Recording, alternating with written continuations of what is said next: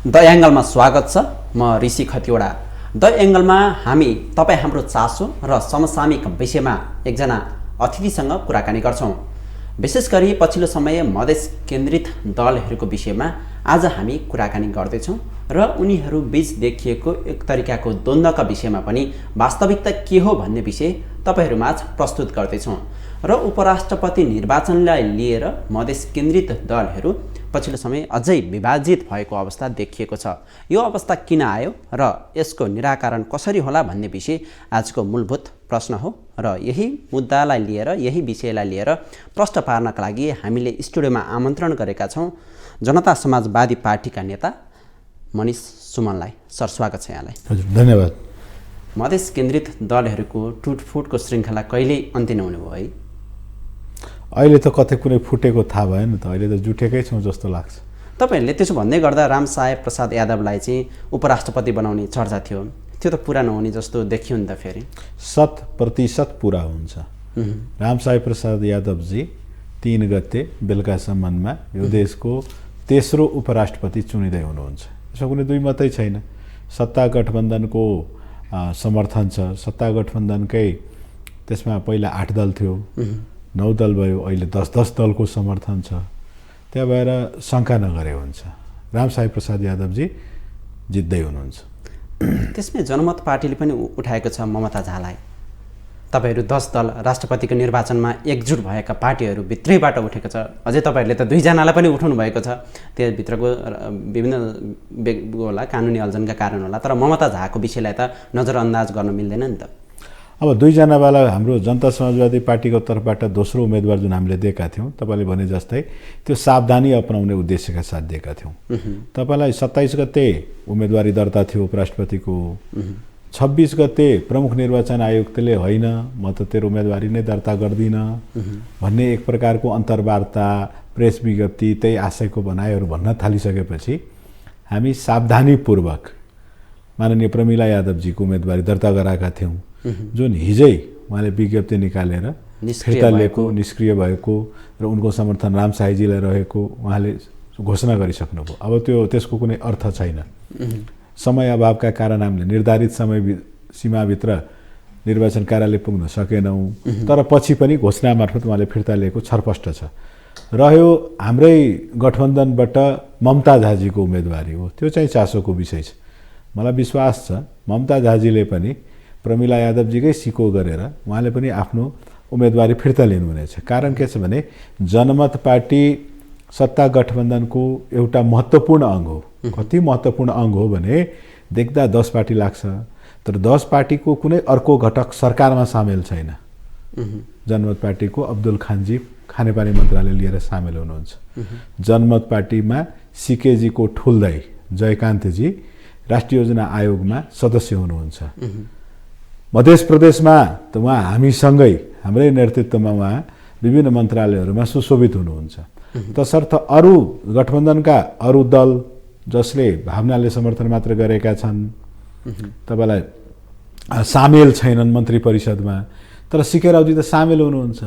अनि मलाई किन विश्वास छ भने सिके राउजीले त्यस्तो सामेली, राष्ट्रिय योजना आयोगमा सामेली त्याग गर्न उनलाई अप्ठ्यारो होला, खानेपानी मन्त्रालयमा उनको मन्त्री सामेली त्याग गर्न अप्ठ्यारो होला, मध्य प्रदेश सरकारमा उनका मन्त्रीहरू सुशोभित छन्, त्यो त्याग गर्न अप्ठ्यारो होला।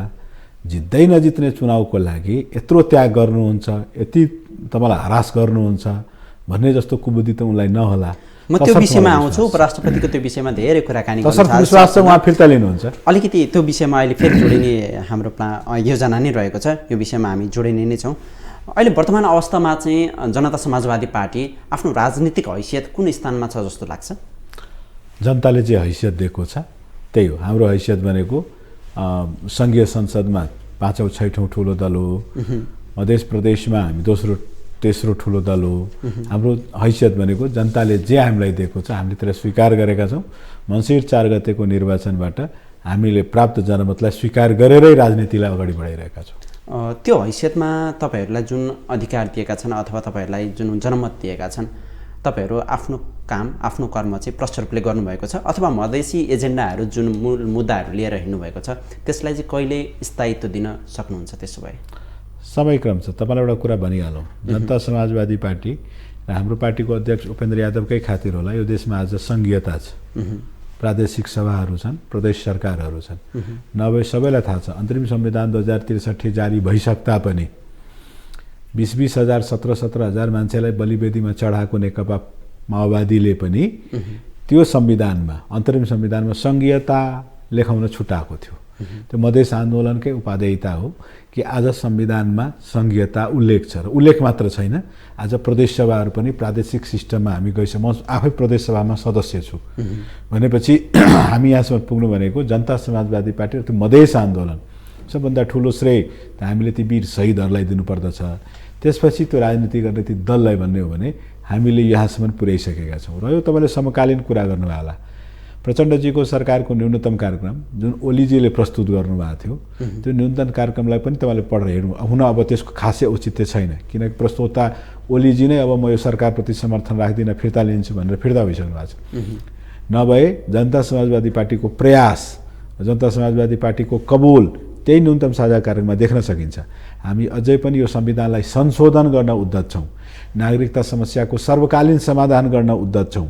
हामी यो देशमा जनसङ्ख्याको आधारमा निर्वाचन क्षेत्र होस् भनेर तपाईँलाई उद्यत छौँ। यो देशमा बोलिने सबै भाषाहरू मातृभाषा मात्र होइन कि सरकारी कामकाजको भाषा होस् भन्ने कुरामा हामी उद्यत छौँ। अर्थात् यो देश मेरो हो भन्ने घमण्ड त सदा ममा छ, तर यो देशको राज्य पनि मेरो हो भन्ने अनुभूति ममा हुन सकेको छैन। हामी हेर्छौँ राज्यका संरचना भनेको सिडिओ साहेबहरूलाई हेर्छौँ, प्रहरी हेर्छौँ, प्रशासन हेर्छौँ, न्यायपालिकाहरू हेर्छौँ, उपल्लो पदको सचिव सहसचिवहरू हेर्छौँ, सबै एकल जाति एउटा समुदाय मात्रबाट छन्। होइन, यो देश साँच्चै 4 वर्ण 36 जाति तपाईँलाई 124 भाषाभाषीको हो भने सबै भाषाको प्रतिनिधित्व हुनु पर्यो। थुप्रै जात जातिका हुन् भने सबै जात जातिको प्रतिनिधित्व हुनु पर्यो।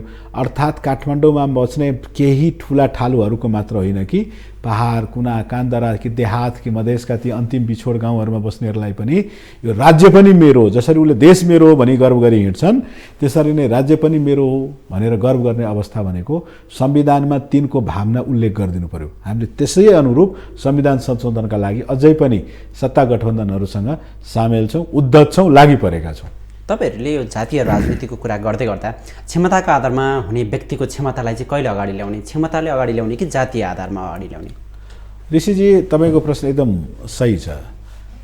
यो धेरै सुरुदेखि नै जातीय प्रथा नभइदिएको भए हुन्थ्यो, तर पहिला ऋषि मनु ऋषिदेखि अहिलेसम्म हामीले जातीय प्रथामा आफ्नो समाजलाई यहाँसम्म पुर्याउँदा हाम्रै पुर्खाहरूले यति विभेद गरेका थिए कि एकजना उपल्लो जातको व्यक्ति जो राम्रो विद्यालयमा पढेको छ, हैन, राम्रो हैसियत राख्दछ, उसलाई एकजना महादलित मुसहरको बच्चासँग तपाईँले सँगै लोकसेवा बसाइदिनु भयो भने ऊ दुवै एकै क्याटेगोरीको हुन सक्दैन। साधारण दृष्टान्त दिन्छु, काठमाडौँको सेन्ट जेभियर पढ्ने एकजना बच्चालाई राजविराजको पबी मावि पढ्ने एकजना बच्चासँग तपाईँ दुईजनालाई ल एउटा परीक्षा देऊ भनेपछि दुईटै परीक्षामा समकालीन हुन सक्दैनन्, किनकि त्यो विद्यालयको पनि फरक छ, परिवेशको फरक छ।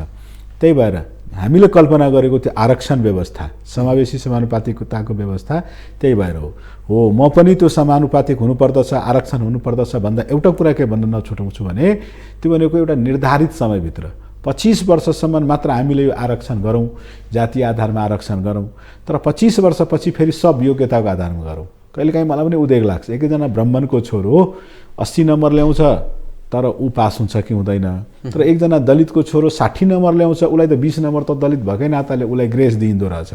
त्यतिखेर मलाई पनि उदेक लाग्छ, नलाग्ने होइन।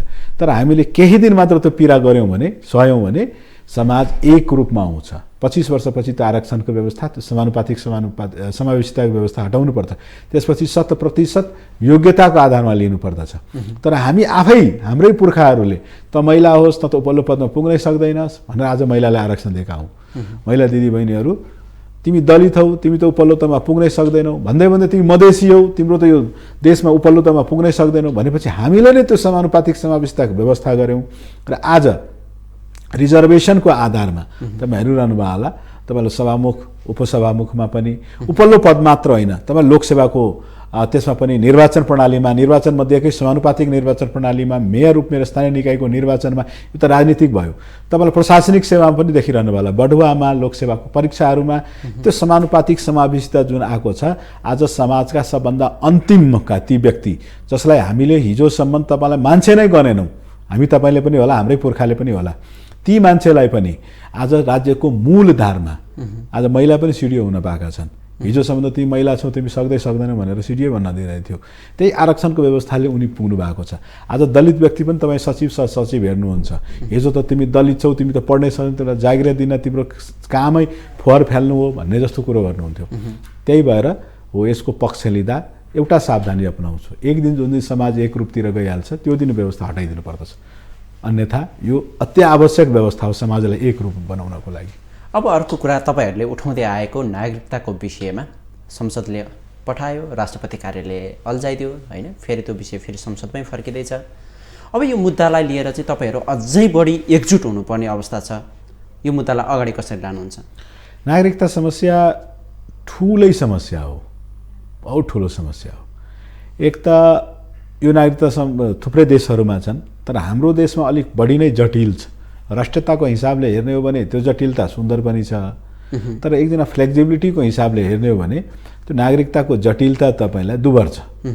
अमेरिकाको नागरिक तिमी अर्को कुन देशको नागरिक हौ भनेपछि अमेरिकालाई मतलब छैन। भारतलाई आफ्नो नागरिक मेरो नागरिक हौ ल हौ, अर्को पनि कुनै देशको हौ कि होइनौ भन्नेसँग मतलब छैन। तर हाम्रो देशमा तपाईँलाई होइन नेपालको नागरिक हौ भने अन्य कतैको नागरिकता लिन पाउँदैनौ, तिमी नेपालकै नागरिकता ल्याऊ। र यहाँ तपाईँलाई जन्म लिँदा पनि अर्थात् तपाईँ बच्चा जन्मियो तर तपाईँको नागरिकता छैन भने तपाईँको बच्चाको जन्म दर्ता हुँदैन, अर्थात् उसको जन्मिने अधिकार पनि यहाँ सुरक्षित छैन। मृत्यु वरण गर्दा पनि तपाईँ बित्नुभयो, म बितेँ, तर मेरो नागरिकता थिएन भने मेरो मृत्यु दर्ता पनि हुँदैन। र जीवनयापनमा त पग पगमा तपाईँलाई नागरिकताको आवश्यकता छ। तपाईँ सिम कार्ड निकाल्नुहोस्, शिक्षा दीक्षा लिनुहोस्, उच्च शिक्षा लिनुहोस्, तपाईँ जागिर गर्नुहोस्, तपाईँ उद्योग व्यवसाय गर्नुहोस्, तपाईँ ब्याङ्कमा खाता खोल्नुहोस्, तपाईँ उधार लिनुहोस्, ऋण दिनुहोस्, जे गर्दा पनि मतदान गर्नुहोस्, जे गर्दा पनि तपाईँलाई नागरिकता चाहिन्छ। नागरिकता एउटा अत्यावश्यक चिज हो हाम्रो मुलुकमा, हामी तपाईँको लागि हो। त्यो दिँदा चाहिँ हामीले केही विभेद गरेका रहेछौँ। जस्तै म दृष्टान्त दिन्छु, हिजोसम्म एउटा व्यवस्था थियो जन्मसिद्धको व्यवस्था। जो जन्मियो उसको जन्म यही देशमा भयो भन्ने सिद्ध हुने बित्तिकै उसलाई नागरिकता दिइन्थ्यो। त्यो नागरिकता दियो, त्यो व्यक्तिले सन्तान जन्मायो, उसको सन्तानलाई अहिले गृह मन्त्रालयको एउटा सानो त्यो लेटरले नागरिकता दिन बन्द गरिसकेका छ। करिब 7 लाख यस्ता युवा छन् जो पढे, तर यही कानुनी डिक्लेरेसनको अभावमा ती 7 लाख युवा यही देशमा छन्। उनको बाउ पनि यही देशको थियो किनकि बाउको नागरिकता थियो, उनी पनि यी जन्मे, यी पले, यी बढे, सब थोक भए, तर आज जागिर गर्न पाइरहेका छैन। प्राइभेट जागिर गर्न जाँदा पनि प्यान नम्बर खोज्छ, त्यो प्यान नम्बरको लागि पनि नागरिकता हुनु पर्यो, र सरकारी जागिरको लागि त तपाईँलाई नागरिकता चाहिन्छ। अर्थात् 8 लाख युवा नागरिकता प्रमाणपत्रको अभावमा तिनीहरू कुलतमा जाँदैछन्, अपराधतिर जाँदैछन्, तिनीहरू बेरोजगारीमा बिताइरहेका छन्। ठुलो समस्या हो। त्यस्तै अन्य समस्याहरू पनि छन्। ती सबैको सर्वकालीन समाधान नेपालको संविधान अनुसार हुनुपर्दछ। यसको लागि सबै सहमत छन्, तर त्यही हामीले हिजो अस्ति जुन अध्यादेश ल्याएका थियौँ, जसलाई सामान्य राष्ट्रपतिजीले फिर्ता गरिदिनु भयो, उनी आफ्नो अधिकारभन्दा माथि उठेर फिर्ता गरिदिनु भयो। त्यही प्रकृतिको विधेयक ओलीजीले ल्याउँदा विद्याजीले सदर गरिदिनु भएको थियो। अध्यादेशै थिएन नि, संसदले पारितै गरेर पठाएको विषय थियो नि, राष्ट्रपतिले अल्झाएको विषय त। त्यही अध्यादेश बनाएर पठाउँदा पारित गरिदिनु भएको थियो, तर संसदले पारित गरेर पठाउँदा त्यो विधेयकलाई उहाँले म मान्दिनँ भनेर अड्डी कसिदिनु भयो। हाम्रो भनाइ के छ भने नागरिकता समस्याको त्यो मधेसी मात्रको समस्या होइन। जाउँ असनमा धेरै ठुलो समस्या छ, उनी त यहीँका हुन् नि, काठमाडौँको रैथाने हुन्। तपाईँलाई त्यस्तै थुप्रै रैथानेहरूको यो समस्या छ। नागरिकताको एउटा यस्तो फ्लेक्सिबल कानुन बनाऊ, कोही अनागरिक नरहोस् र कोही विदेशी हाम्रो देशको नागरिकता नलियोस्।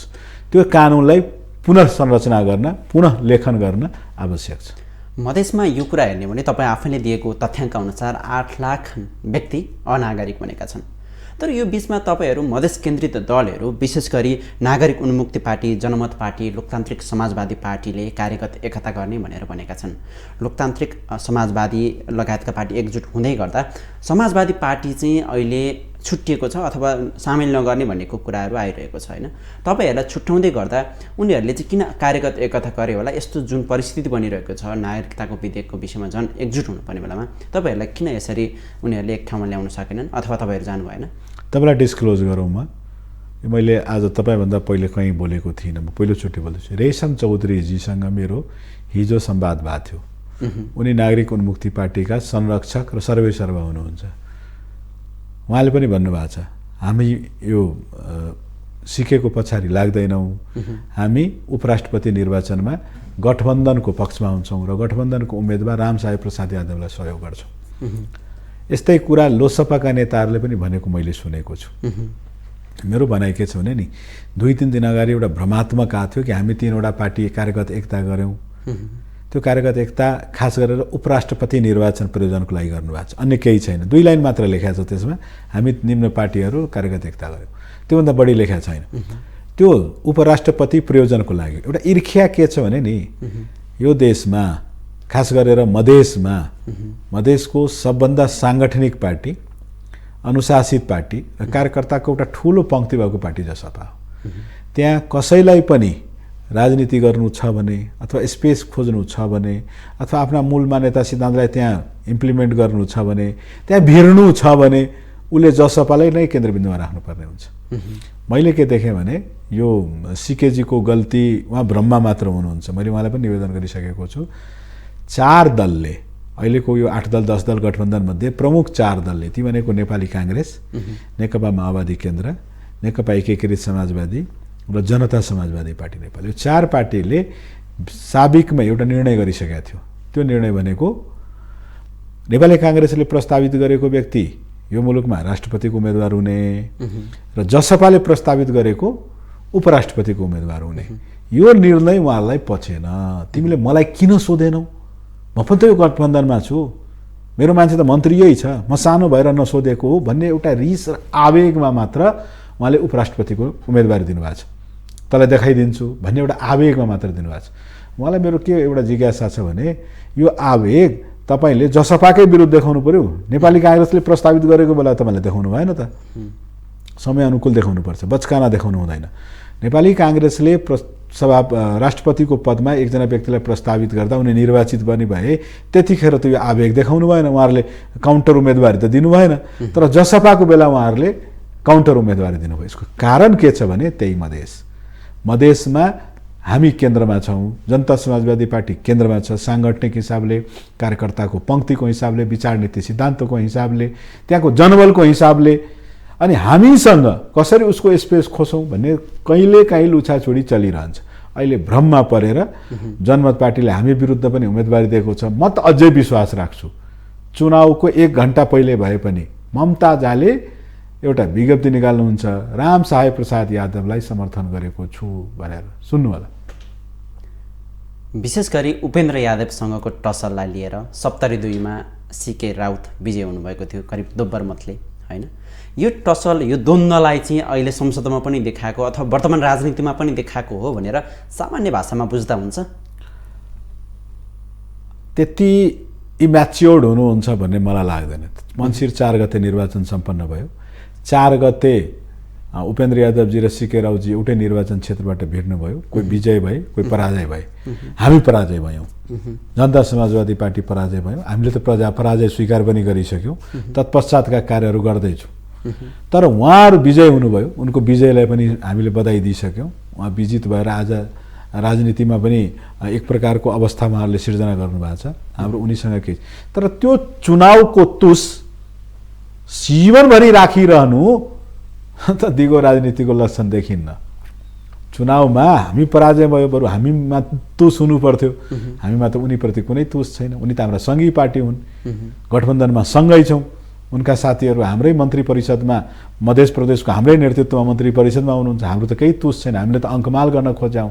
तर उहाँहरूले होइन, सँगै निर्वाचन लडेका थियौँ, निर्वाचन लड्दा गरेका भाषण, निर्वाचन लड्दा गरेका क्रिया, निर्वाचन लड्दा मागेका भोट, विजय पराजयका लागि गरेका कर्म कुकर्म, प्रचार प्रसार, तीहरूलाई अझै पनि तुस मान्नु भएको छ भने त्यो महाभूल हो उहाँको। कि सीके राउतले मधेसको वर्तमान बलियो शक्ति आफू भएको दाबी गर्नलाई अथवा त्यो सन्देश प्रवाह गर्नलाई चाहिँ अहिले प्रमिला झालाई उठाउनु भएको हो? ममता झालाई उठाउनु भएको हो? त्यो त्यो कहिलेकाहीँ के हुन्छ भने नि तपाईँ आफैलाई पहिला सोच्नुहोस् म कति बलियो छु।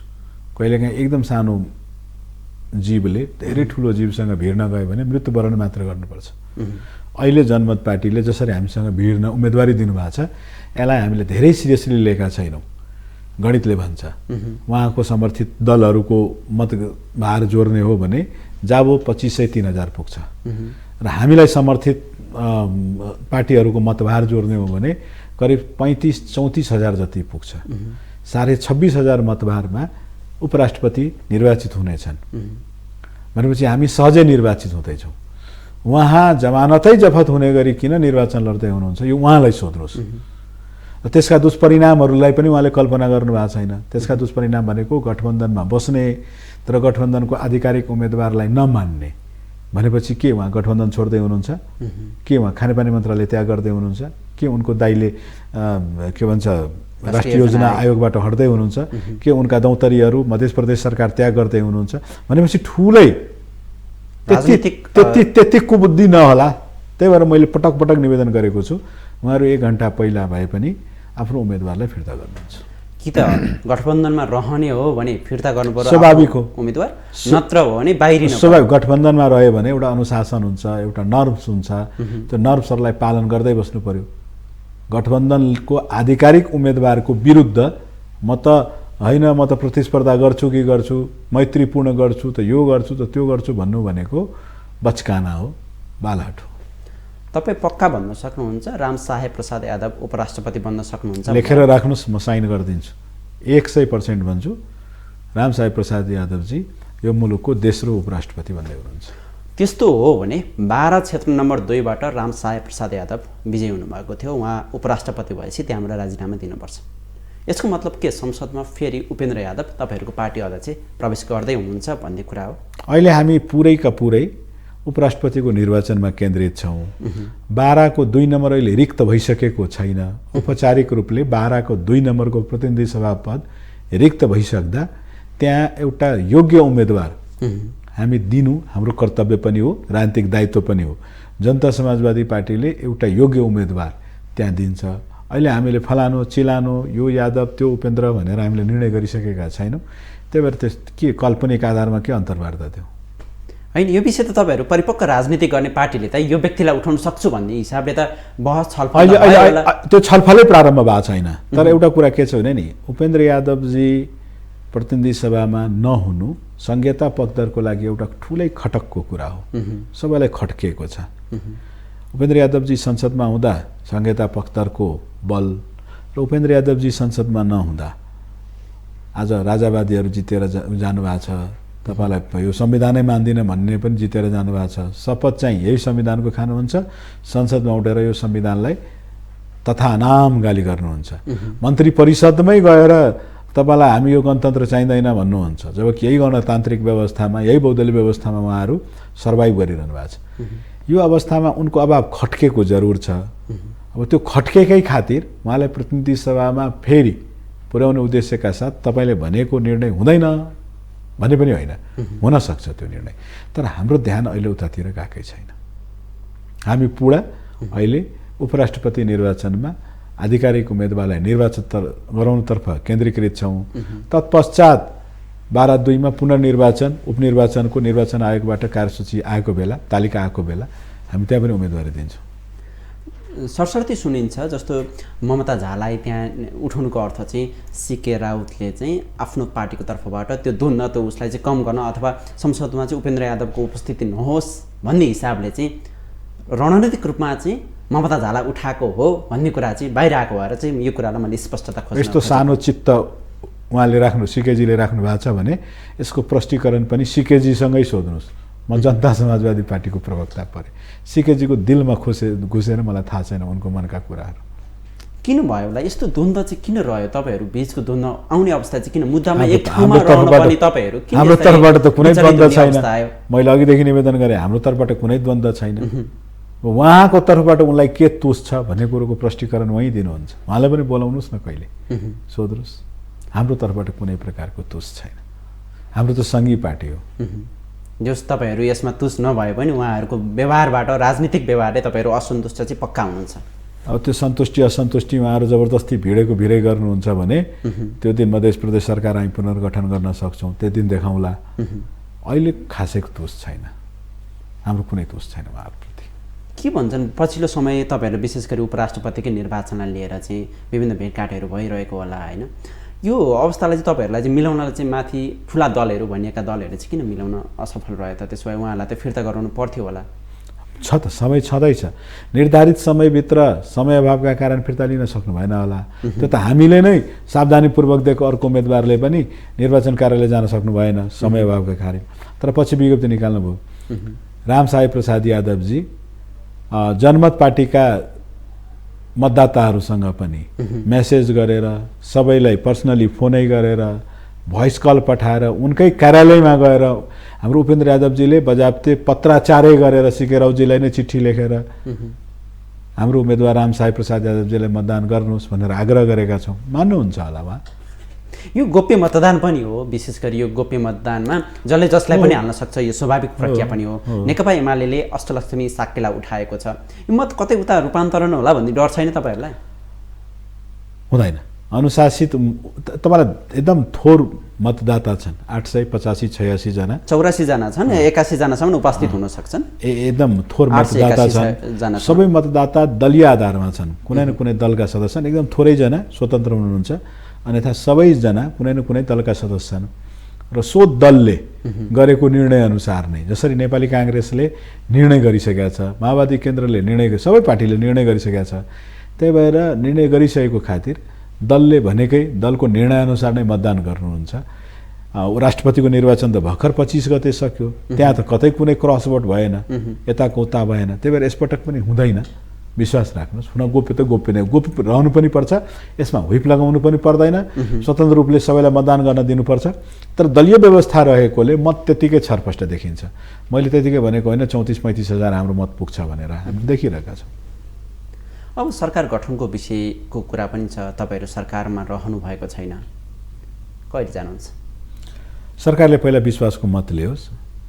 5 गते सदन छ, त्यसको लगत्तै 2-3 दिनभित्रै तपाईँलाई सरकार प्रचण्डजीले विश्वासको मत लिँदै हुनुहुन्छ। विश्वासको मत लिएपछि सरकार विस्तार होला। 18-18वटा मन्त्रालय एक्लै प्रचण्डजी कतिसम्म थेक्न सक्नुहुन्छ, विस्तार गर्नै पर्छ। हो, त्यो विस्तारको क्रममा पार्टीले निर्णय गर्छ, सामेल हुन्छ। के का आधारमा सरकारमा सहभागी हुनुहुन्छ तपाईँहरू? आधारहरू त पहिला प्रक्रिया सुरु होस्, त्यसपछि तय हुन्छ। जस्तै सरकारको न्यूनतम साझा कार्यक्रम, हाम्रा नीति सिद्धान्त मूल्य मान्यतालाई त्यो न्यूनतम साझा कार्यक्रममा राख्नु पर्यो। यो सरकारले संविधान संशोधनको लागि पहल गर्नु पर्यो, संशोधन त हुन 2/3बाट हुन्छ। यी र यस्ता चिजहरूमा सबै एकमत भयौँ भने हामी सरकारमा सामेल हुन्छौँ। अहिले समर्थन दिएकै छौँ, हामीले समर्थन फिर्ता लिएका छैनौँ। एमाले जस्तो, राप्रपा जस्तो समर्थन दिएकै छौँ। समर्थित सरकारमा भोलि सामेल हुनु भयौँ भने किन आश्चर्य मान्नै पर्दैन। त्यो लिखित सहमति हुन्छ कि मौखिक सहमति, भद्र सहमति भनिन्छ नि, त्यस्तो सहमतिको आधारमा विश्वासको मत जसले जसले दिन्छ त्यो लिखित भन्दा पनि एकतामाथिको हो। विश्वासको मत प्रचण्डजीले सदनमा पेश गर्दा र पाइरहँदा उहाँलाई समर्थन गर्ने दलहरू त्यो लिखे रिटेन हस्ताक्षर भन्दा पनि एकतामाथि हुन्। सार्वभौम सत्ता सम्पन्न त्यो संसदमा कसैले मलाई प्रचण्डजीमाथि विश्वास छ भनेर मतदान गर्यो भने, रजिस्टरमा हस्ताक्षरै गर्यो भने त्यो अन्य लेखतभन्दा बलियो कुरा हो। तर कतिपय विश्वासको मत दिँदै गर्दा पनि नेपाली राजनीतिमा देखिन्छ नि त, तपाईँहरूको मुद्दाहरू यत्रो वर्ष भइसक्यो, 17 वर्षदेखि तपाईँहरू आन्दोलनरत हुनुहुन्छ, तैपनि स्थापित भएको छैन। त्यो मुद्दाहरू अझै पनि यथावत रहेको छ। तपाईँहरूकै कारण पनि हो अथवा सरकारको कारण हो, यो विषय त अझै पनि स्पष्ट भएको छैन। यो लिखित आइदियो भने चाहिँ अझै हुन्छ नि, प्रमाणित रूपमा चाहिँ एकदमै राम्रो हुन्छ कि भन्ने एउटा विश्वासको आधार चाहिँ बलियो हुन्छ। 8 दलीय संयन्त्रको बैठक चलिरहेको हुन्छ। कुनै बैठकबाट तपाईँलाई हामी निम्न कुराहरूमा सहमत छौँ, एकअर्को प्रति कटिबद्ध छौँ र यसरी जान्छौँ भनेर आउन सक्छ। त मैले भनेको त्यो लिखितभन्दा पनि ठुलो कुरा भयो। संसदमै उभिएर मलाई तपाईँप्रति समर्थन छ भन्नु भनेको त्यो ठुलो कुरा हो। लिखित पनि आउन सक्छ, अन्यथा होइन। त्यो पुरा भएन भने तपाईँहरू छोड्ने हिम्मत चाहिँ गर्नुहुन्छ कि हुन्न सरकार? निश्चित रूपमा हामी कुनै मन्त्री पदका लागि कसैलाई प्रधानमन्त्री बनाइदिनका लागि, कसैको मुहार हँसिलो बनाइदिनका लागि मात्र सरकारमा सामेल हुँदैनौँ। मूल्य, मान्यता र सिद्धान्तका आधारमा सामेल हुन्छौँ। सिद्धान्त मिट गर्यो भने समर्थन गर्छौँ, सिद्धान्त मिट नगरेको दिन समर्थन फिर्ता लिन्छौँ। तर अहिले तपाईँलाई भातै पस्केको छैन, खाना फ्यालिदिउँला भन्ने कल्पना त गर्न सकिन्न नि। अहिले हामीले यो विश्वासको मत पहिला सकिन दिनुहोस्, त्यसपछि बाँकी कुराहरू होला। तर मधेसवादी दलहरूलाई एउटा आरोप चाहिँ के छ भने भात पस्केपछि खाएको खाइ गर्ने, रमाइको रमाइ गर्ने, तर आफ्ना जनताहरूको एजेन्डा चाहिँ के हो त्यो कुरालाई चाहिँ भुल्ने भन्ने पनि आरोप त छ नि। अन्य मधेसवादी दलमाथि होला जसको आकारहरू सङ्कुचित हुँदै गइरहेछ।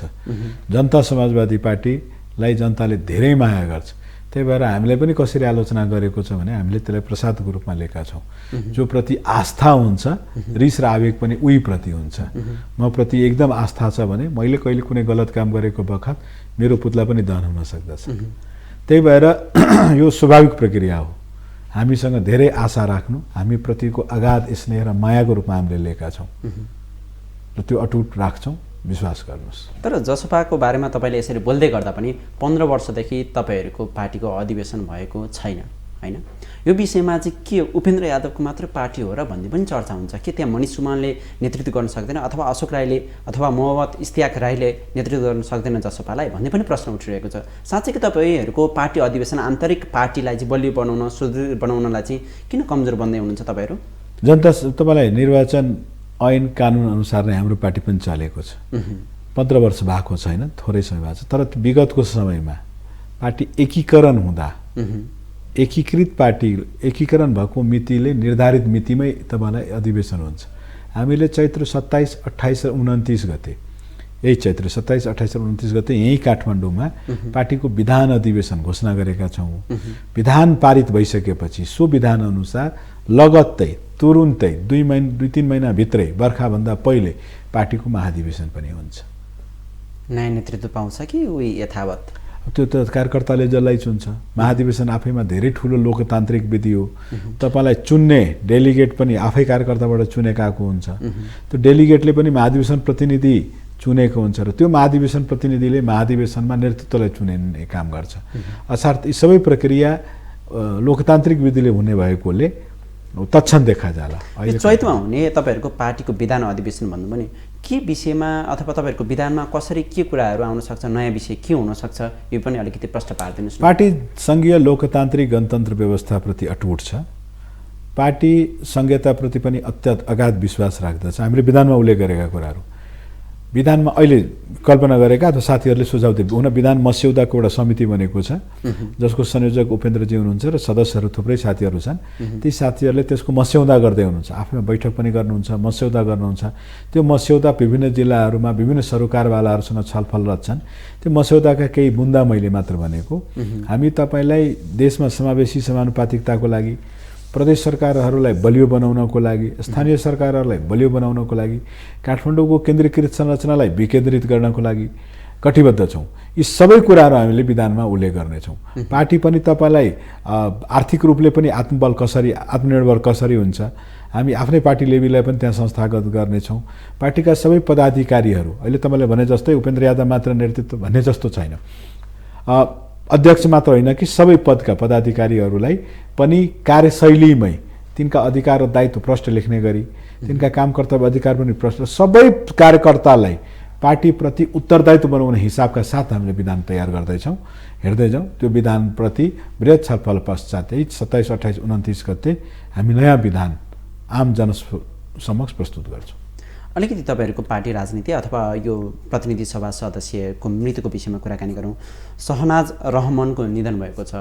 अब स्वर्गीय सहनाज रहमानको स्थानमा चाहिँ कसलाई ल्याउने तयारी भइरहेको छ, कहिले हुन्छ त्यो पद पूर्ति? तपाईँलाई थाहै होला निर्वाचन आयोगको समानुपातिक सूची छ। समानुपातिक सूची क्रम अनुसार पहिले नै दिइएको छ। समावेशिताको आधार र क्रमको अनुसार पहिले नै बुझाइएको छ।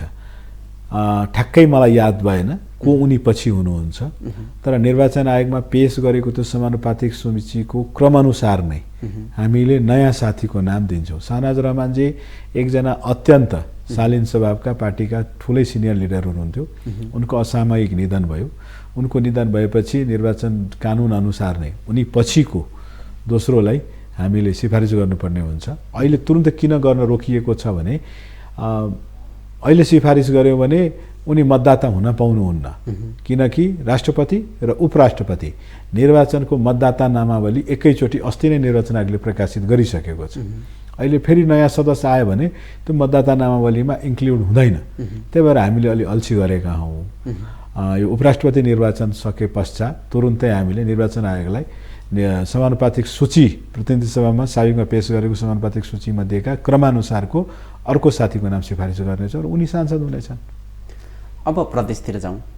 प्रदेशमा तपाईँहरूको पार्टीको सरकार छ, नेकपा एमाले पनि त्यहाँ सामेल भएको छ। अच्छा, 2.5 वर्षपछि जनमत पार्टीलाई दिने भन्ने कुराहरू तपाईँहरूको सहमति भएको छ अरे, के हो वास्तविकता? हो, भएकै हो। तपाईँलाई नेकपा एमाले शुद्ध यो गठबन्धनमा भएको बेलामा मध्य प्रदेशको सरकार 2.5 वर्ष जनता समाजवादी पार्टीले पहिलो पटक, 2.5 वर्ष जनमत पार्टीले दोस्रो पटक नेतृत्व गर्नेछ भन्ने एक प्रकारको सम्झौता भएकै हो। तर परिस्थिति फेरि हो।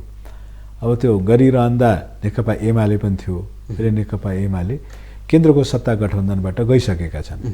मध्य प्रदेशबाट हामीले उहाँलाई जा भनेका छैनौँ।